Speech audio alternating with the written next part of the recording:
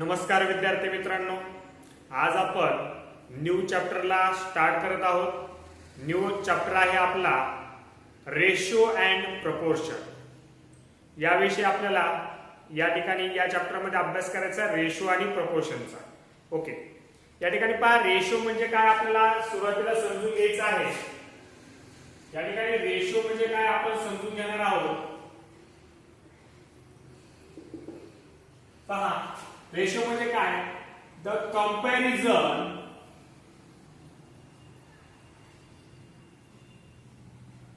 comparison of two numbers, two or more numbers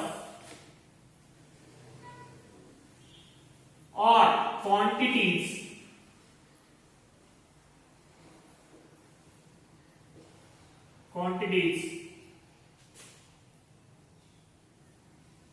या ठिकाणी पहा, the comparison of two or more numbers or quantities by division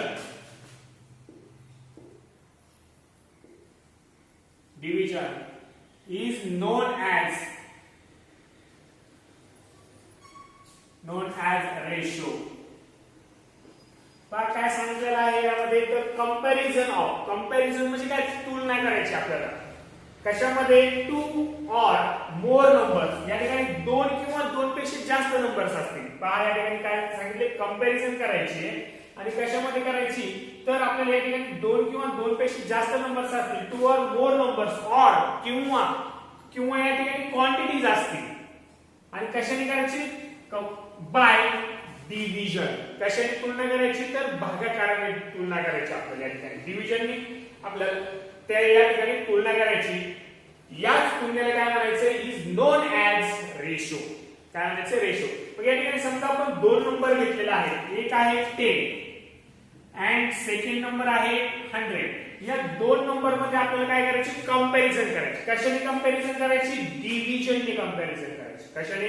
division. या ठिकाणी example घेतलेला आहे. पहा, डिव्हिजनने आपल्याला काय करायची? कंपॅरिझन. 10 अपॉन 100. यामध्ये आपण डिव्हिजन घेऊ शकतो. काय याची कंपॅरिझन? 10 म्हणजे 10, 10 जा 100. या ठिकाणी आपण याची जी तुलना केली, आपण याची जे कंपॅरिझन झाली, डिव्हिजन केली, आणि याला काय म्हणायचं? रेशो. काय म्हणायचं? Ratio of 10 and 100.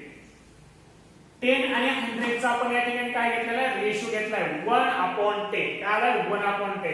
या ठिकाणी आपण रेशो असा पण घेऊ शकतो, 100/10. या ठिकाणी 100 आणि 10 यामध्ये आपोआप आपण रेशो काढू शकतो. या ठिकाणी 100/10 काय होईल? 100. या ठिकाणी 10 म्हणजे 10, 10 चा 100. म्हणजे या ठिकाणचा हा जो रेशो आहे, हा काय मिळेल आपल्याला? Ratio of 100 and 10. अशा पद्धतीने या ठिकाणी काय होता? 10 अँड 100. आणि या ठिकाणी काय मिळेल? 100 अँड 10. या ठिकाणी आपण काय केलेलं आहे? दोन नंबर आहेत. या ठिकाणी दोन नंबर मध्ये काय केली? कंपॅरिझन केली. कशाने केली? डिव्हिजनने केली. पण या ठिकाणी नंबरच्या ऐवजी क्वांटिटीज असू शकतात. या ठिकाणी क्वांटिटीज आहे 2 liters and 6 liters. Okay, 2 liters and 6 liters या काय आहेत? क्वांटिटीज आहेत. ओके, या दोन क्वांटिटी मध्ये पण आपण या ठिकाणी काय करू शकतो? कंपॅरिझन करू शकतो. कंपॅरिझन केली 2/6 इज इक्वल टू काय मिळेल? 2 1 जा 2, 2 3 जा 6. म्हणजे आपल्याला 1/3. हा काय रेशो? 1/3. हाच आपण या प्रकारे केला 6/2 जर केला तर या ठिकाणी 2 1 जा 2, 2 3 जा 6, 3/1. अशा प्रकारे आपल्याला काय मिळणार आहे? रेशो मिळणार आहे. म्हणजे आपल्याला लक्षात असं ठेवायचं आहे यामध्ये की रेशो म्हणजेच काय? की या ठिकाणी कंपॅरिझन आहे. नंबर्स असतील किंवा क्वांटिटीज असतील, यामधील डिव्हिजन. काय असं? डिव्हिजनने आपण काय करणार आहोत? Comparison. The comparison of two numbers or two or more numbers or quantities by division. Comparison करायची. कशाने? डिव्हिजनने करायची. then it is known as ratio. पुन्हा पहा, डेफिनिशन अगदी सोपी आहे. The comparison of two or more numbers or quantities by division is known as ratio. Okay, ratio तुम्हाला समजला असेल. रेशो म्हणजेच काय की दोन नंबर असतील किंवा क्वांटिटीज असतील यामधील काय करायचे आपल्याला कंपॅरिझन करायचे. कशाने? तर डिव्हिजनने कंपॅरिझन करायची आहे. तर असे या प्रकाराला काय म्हणतात? रेशो असं म्हणतात. ओके, या ठिकाणी रेशोच्या आपल्याला काय यामध्ये काही पॉइंट आपल्याला अभ्यासायचे आहेत.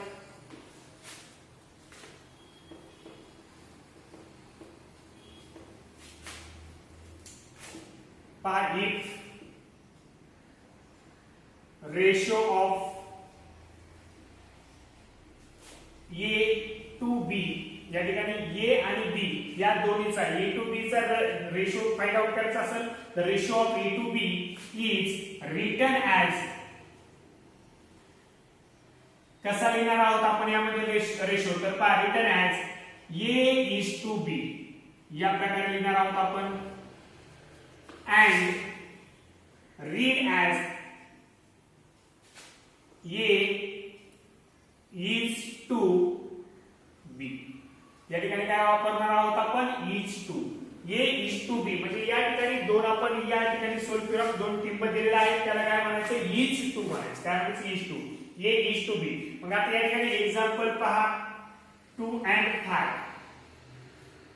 हे कसं लिहिणार आहोत? तर या ठिकाणी आपल्याला लिहिताना आपण 2 is to 5 काय लिहिणार आहोत? 2 is to 5. आणि रीड ॲज कसं करणार आहोत? तर 2 is to 5. 2 is to 5 असं आपण या ठिकाणी रीड ॲज करणार आहोत. लिहिताना आपण मात्र या ठिकाणी अशा प्रकारे लिहिणार आहोत. या ठिकाणी हे रेशो लिहिण्याची ही काही गुणधर्म आहे.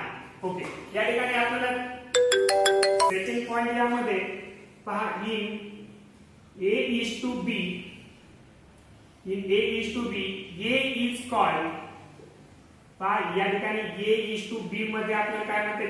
in A is to B, A is called first term and B is called second term. Ratio मध्ये आपण ज्या टर्म घेणार आहोत या ठिकाणी या A ला काय म्हणायचंय? फर्स्ट टर्म म्हणायचं आणि B ला काय म्हणायचंय? Second term.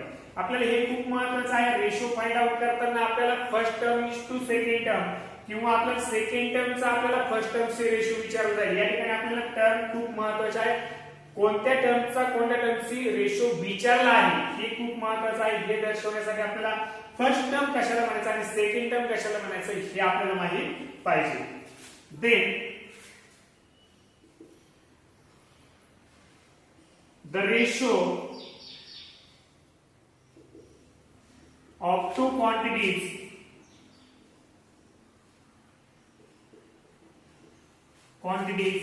must be same kind.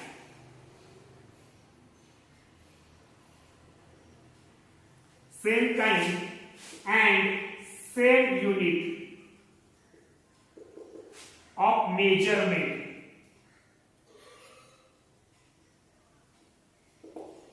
Okay, या ठिकाणी पहा, या ठिकाणचे हे जे पॉइंट आहेत हे अतिशय महत्त्वाचे आहेत. आपण सुरुवातीला पाहिले the comparison of two or more numbers or quantities by division it is known as ratio. आपल्याला दोन नंबर असतील किंवा अनेक नंबर असतील या ठिकाणी किंवा क्वांटिटीज असतील यामधील आपल्याला डिव्हिजन असणार आहे. या डिव्हिजन या कंपॅरिझनला आपल्याला काय म्हणायचंय? रेशो म्हणायचंय. ओके, त्यानंतर आपल्याला पाहिलं की if ratio of A is to B is written as, कसं लिहितो आपण? A चा B ची रेशो कसं लिहायचा आहे? तर A is to B या ठिकाणी आपण टिंबा अशा प्रकारचे देऊन आपण रेशो लिहिणार आहोत. देन रीड ॲज कसं करायचंय ते पाहायचंय. A is to B अशा पद्धतीने रीड ॲज करायचंय. त्यानंतर त्यामध्ये एक्झाम्पल पार्ट 2 and 5 यामध्ये रेशो आपण असं लिहिणार आहोत 2 is to 5. रीड करताना 2 is to 5. Okay, then A is to B हा जो रेशो आहे यामध्ये A is called first term and B is called second term. आपल्याला हे पण माहित पाहिजे की फर्स्ट टर्म आणि सेकंड टर्म कशाला म्हणायचं आहे. ओके, देन आपल्याला हा पॉइंट अगदी महत्त्वाचा आहे. The ratio of two quantity, दोन क्वांटिटीचा रेशो आहे तो काय आहे? Must be same kind. तो काय पाहिजे? सेम काइंड साठी पाहिजे. Okay, and same unit of measurement पाहिजे. ओके, म्हणजे या ठिकाणी 5 सेम काइंड मध्ये कसं येईल? तर या ठिकाणी आपण 2 लिटर्स 2 लिटर्स घेतले आणि या ठिकाणी 2 किलोमीटर जर घेतले तर यामध्ये मात्र आपल्याला हे दोन्हीही सेम काइंड नाही. ओके, या ठिकाणी सेम काइंड. हे लिटर मध्ये आपण मोजणार आहोत आणि हे किलोमीटर मध्ये मोजणार आहोत. हे जे मापन आहे हे सेम काइंड साठी नाही. हे आपण 2 लिटर्स मिल्क म्हणू शकतो, 2 लिटर्स ऑफ वॉटर म्हणू शकतो, पण या ठिकाणी 2 किलोमीटर वॉटर किंवा 2 किलोमीटर मिल्क असं आपण म्हणू शकत नाही. या ठिकाणी 2 लिटर्स मध्ये आपण ज्या काही क्वांटिटीत आहेत त्या आपण मोजतो किंवा ज्या काही किलोमीटर मध्ये मोजतो त्या सेम काइंडच्या पाहिजे. यासाठी या ठिकाणी सेम काइंड नसेल तर आपण या रेशो मध्ये घेऊ शकत नाही. तसेच या ठिकाणी दोन्हीचेही सेम युनिट पाहिजे. म्हणजे या ठिकाणी समजा 2 रुपीज असेल आणि या ठिकाणी 10 पैसे असतील, 10 पैसे, तर या ठिकाणी या काइंड सेम आहे. काइंड काय आहे या ठिकाणी रुपीजचा आहे किंवा पैसे सेम काइंड आहे, पण या ठिकाणी युनिट सेम नाही. या ठिकाणी आपल्याला युनिट सेम करावं लागेल. युनिट सेम केलं तरच आपण त्या तो रेशो आपण घेऊ शकतो. या ठिकाणी पहा, युनिट सेम करण्यासाठी 2 रुपीज. ओके, हे 2 रुपीज आपण काय करणार आहोत, पैशामध्ये आपण पैसे या प्रकारात आपण घेणार आहोत. या ठिकाणी काय होतील 200 पैसे 200 पैसे इज टू 10 पैसे. ओके, म्हणजे याचा रेशो आपल्याला काय मिळतील 200 इज टू 10 अशा प्रकारे. आणि हा जो रेशो आहे आपण काय करतो रिड्यूस फॉर्म मध्ये करतो. म्हणजे रिड्यूस फॉर्म मध्ये आपल्याला काय मिळेल 20:1 या आपल्याला रिड्यूस फॉर्म मध्ये या ठिकाणी आपण त्याची डिव्हिजन करणार आहोत. रेशो आपल्याला फाइंड आउट करायचं तर या ठिकाणी आपण काय करणार डिव्हिजन. ओके, डिव्हिजन करताना या ठिकाणी काय मिळेल 20:1. Therefore 20:1 20/1 म्हणजेच काय 20:1 या प्रकारात करणार आहोत. म्हणजे आपल्याला यासाठी same kind and same unit of मेजरमेंटची आवश्यकता आहे. ओके, या ठिकाणी आपण रेशो बद्दल माहिती पाहिली आहे. याबद्दल काही जे एक्झाम्पल्स आहेत ते एक्झाम्पल्स आपण पाहू. आपण यामध्ये. फर्स्ट एक्झाम्पल्स आहे ₹20 to 3 kg. ओके, या ठिकाणी पहा आपल्याला काय करायचं रेशो आपल्याला फाइंड आउट करायचा आहे. या ठिकाणी क्वांटिटीज दिले. फर्स्ट क्वांटिटी आहे 20 रुपीज आणि यामध्ये सेकंड क्वांटिटी आहे 3 kg. तर या ठिकाणी आपण जर पाहिलं तर या ठिकाणी रुपीज आहे, या ठिकाणी केजी आहे, या ठिकाणी किलोग्राम आहे. या दोन्ही मध्येही आपल्याला सेम काइंड नाही. या ठिकाणी आपण त्याचा रेशो काय करू शकत नाही, फाइंड आउट करू शकत नाही. या ठिकाणी आपण म्हणू शकतो वी cannot find ratio. या ठिकाणी आपण रेशो फाइंड आउट करू शकत नाही. as given quantities, 2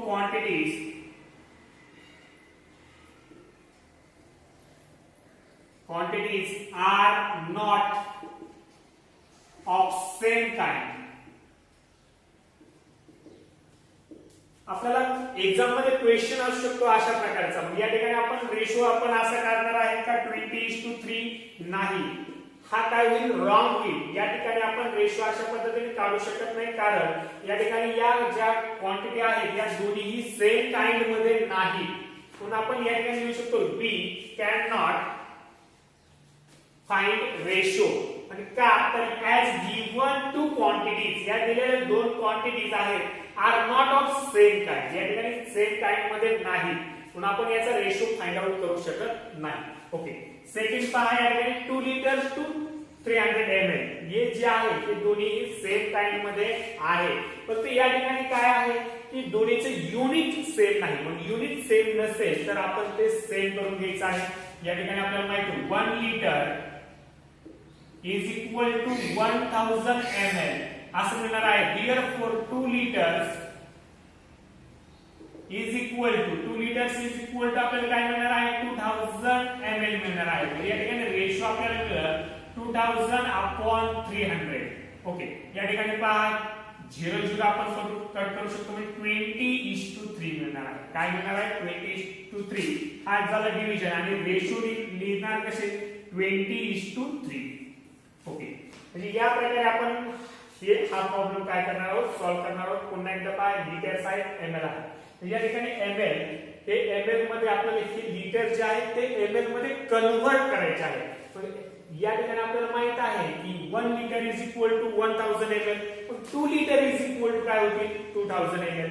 या ठिकाणी दोन्ही ml मध्ये मिळालेले आहेत. मग 2000 ml आणि 300 ml या ठिकाणी आपल्याला याचा रेशो घ्यायचा आहे. या ठिकाणी रेशो म्हणजे आपण काय घेणार आहोत, डिव्हिजन घेणार आहोत. मग डिव्हिजन करून आपल्याला काय मिळाले 20:3, 20/3 मिळाले आणि रेशो लिहिताना 20:3 अशा पद्धतीने लिहिणार आहोत.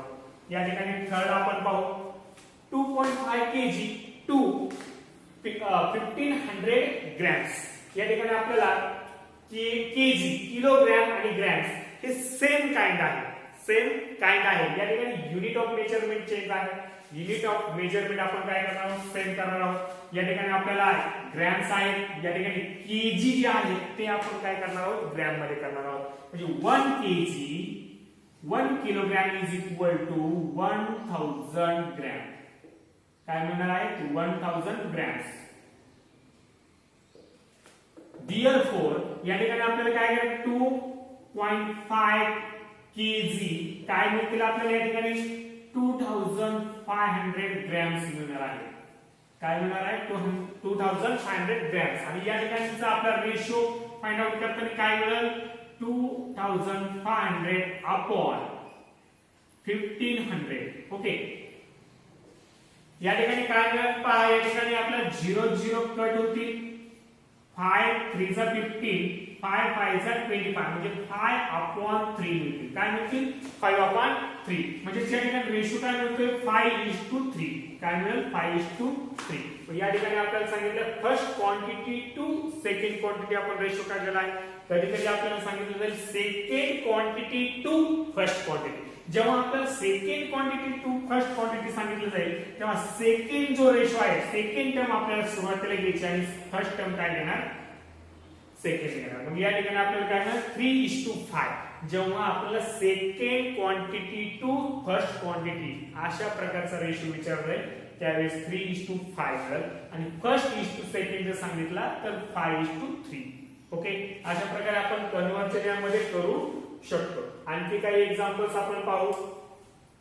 Next example convert the ratio 15:4 into percentage.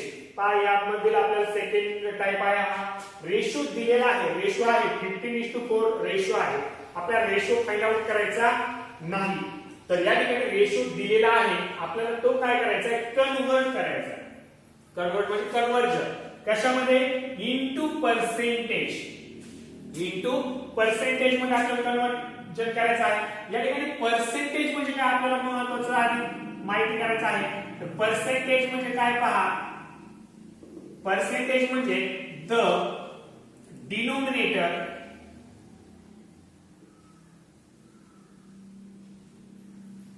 Of two quantities of किंवा आपण या ठिकाणी क्वांटिटीज म्हणू is 100. पहा the denominator of two quantities is 100. म्हणजे आपण जेव्हा या ठिकाणी क्वांटिटी दिलेल्या असतील आणि क्वांटिटी मधील डिनोमिनेटर काय असेल 100 असेल तर आपण अशा डिव्हिजनला the division of two numbers is denominator is 100 असं म्हणू शकतो. म्हणजे या ठिकाणी आपल्याला डिनोमिनेटर काय पाहिजे 100 पाहिजे तर आपण त्याला काय म्हणू शकतो पर्सेंटेज. म्हणजे या ठिकाणी आपण 15/100 म्हटलं तर आपण काय म्हणणार 15 आउट ऑफ 100. 100 मीन्स पर्सेंटेज मध्ये आपण शेकडा म्हणतो या ठिकाणी. म्हणजे या ठिकाणी 100 पैकी किती आहे या ठिकाणी 15 म्हणजे या ठिकाणी आपण पर्सेंटेज आपण असं म्हणतो. या ठिकाणी हेच आपण कसं कन्वर्जन करू तर या ठिकाणी 15%. अशा प्रकारे 15% असं आपण म्हणू शकतो. ओके, मग या ठिकाणी आपल्याला 15:4 याचं रूपांतर आपल्याला कशात करायचंय पर्सेंटेज. काय मिळते पहा 15:4 म्हणजे आपल्याला या ठिकाणी डिनोमिनेटर 100 करायचं आहे. या ठिकाणी डिनोमिनेटर काय आहे 4 आहे तर 100 करायचं असेल तर या ठिकाणी 15 इंटू आणि 4 इंटू. मग या ठिकाणी आपल्याला जर 100 मिळवायचे असेल तर 4 ला आपण कशाने मल्टिप्लाय करणार आहोत तर 25 म्हणजेच आपल्याला या ठिकाणी 15 ला सुद्धा आपल्याला 25 ने मल्टिप्लाय करावं लागेल. 4 into 25 is equal to 100. 15 into 25 375 होते. काय म्हणतील 375 म्हणजे पर्सेंटेज आपल्याला काय मिळालं आहे therefore 375%. अशा प्रकारे आपल्याला हे मिळते. ओके, कुठल्याही नंबरचं कुठल्याही रेशोचं पर्सेंटेज आपल्याला जर फाइंड आउट करायचं असेल तर त्या ठिकाणी आपल्याला काय करायचं आहे तर डिनोमिनेटर काय करायचं आहे 100 करायचा आहे. ओके, नेक्स्ट प्रॉब्लेम पाहू. नेक्स्ट क्वेश्चन पाहू. The present ages of Manish and Pranav are 15 years and 21 years respectively. After how many years the ratio of their ages will be 3:4? पहा या क्वेश्चन मध्ये काय सांगितलेलं आहे तर present age of Manish and Pranav. Present age म्हणजे आताचं वय, आजचे वय. त्यांचे आजचे वय काय आहे 15 years and 21 years respectively. म्हणजे या ठिकाणी मनीषचं आपल्याला एज आहे 15 आणि प्रणवचं आहे 21. आफ्टर हाऊ मेनी इयर्स आणि आणखी किती वर्षांनी, हाऊ मेनी इयर्स यानंतर किती वर्षांनी the ratio of their ages त्यांच्या वयाचा रेशो हा काय होईल या ठिकाणी 3:4 असं विचारलं. म्हणजे आपल्याला आजचं वय दिलेलं आहे आणि आपल्याला नेक्स्ट काही वर्षानंतरचा त्यांच्या एजचा रेशो दिला आहे. पण किती वर्षांनी त्यांच्या एजचा रेशो हा 3:4 होईल हे आपल्याला फाइंड आउट करायचं आहे. पहा या ठिकाणी प्रेझेंट एज दिलेला आहे. Present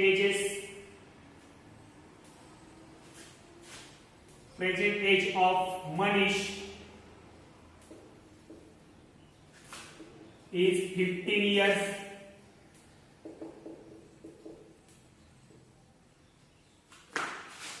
Present age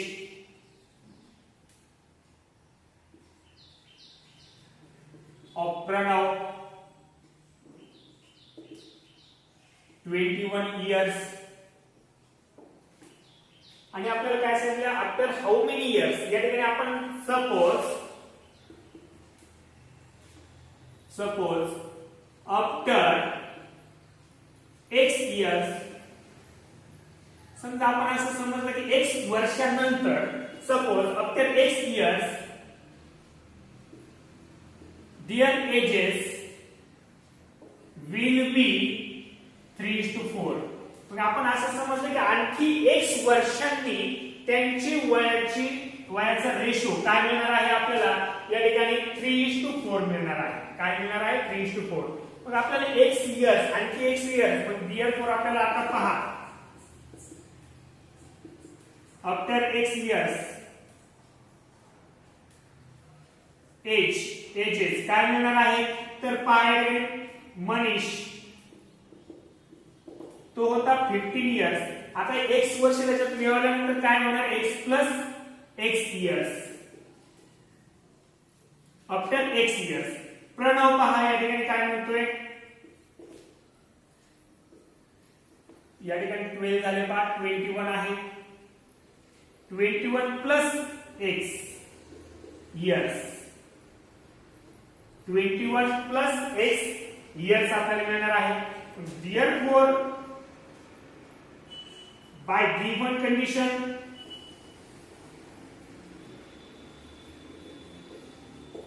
given condition ने आपल्याला काय मिळते तर त्यांच्या वयाचा रेशो मिळतोय.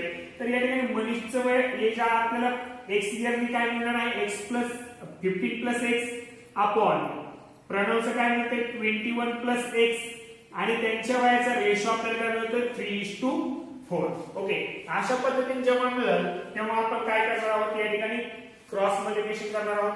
क्रॉस मल्टिप्लिकेशन काय मिळते 15 4 जा यानी ठिकाणी 60 plus 4 into x 4x is equal to 3 into 21 3 1 जा 3 3 2 जा 6 63 प्लस 3 into x 3x अशा पद्धतीने मिळणार आहे. ओके, या ठिकाणी पहा x ची व्हॅल्यू आपल्याला काढायची. x म्हणजे काय आहे आफ्टर डॅश इयर्स म्हणजे या ठिकाणी x इयर्स इयर्स आपल्याला x हा आपल्याला फाइंड आउट करायचा आहे. या ठिकाणी पहा 4x हा 3x आपण या बाजूला घेतला तर -3x होतील. या ठिकाणी 36 आहे 63 आहे 63 मधून आपण या ठिकाणची 60 काय करणार आहोत मायनस करणार आहोत. या ठिकाणी 4x 3x आपल्याला मिळणार आहे x इज इक्वल या ठिकाणी काय मिळते 3. या ठिकाणी x ची व्हॅल्यू आपल्याला मिळालेली आहे. Therefore x ची व्हॅल्यू आपल्याला फाइंड आउट करायची. आणखी किती वर्षांनी त्यांच्या वयाचा रेशो आपल्याला 3:4 मिळतोय तर काय आहे त्याचा आन्सर 3 इयर्स. म्हणजे या ठिकाणी फुल सेंटेन्स मध्ये लिहू आपण after 3 years the ratio of ages will be 3:4. जे आपल्याला 3:4 हा रेशो मिळवायचा असेल त्यांच्या वयाचा तर अजून त्यांच्या वयामध्ये आपल्याला काय आणखी किती वर्षांनी मिळणार आहे तर आणखी 3 इयर्सनी त्यांच्या वयाचा रेशो एजचा रेशो आपल्याला 3:4 मिळणार आहे. ओके, यानंतरचे काही जो पार्ट असेल जे काय आपल्याला प्रॉब्लेम्स असतील ते आपण काय करणार आहोत नेक्स्ट लेक्चर मध्ये पाहणार आहोत. ओके.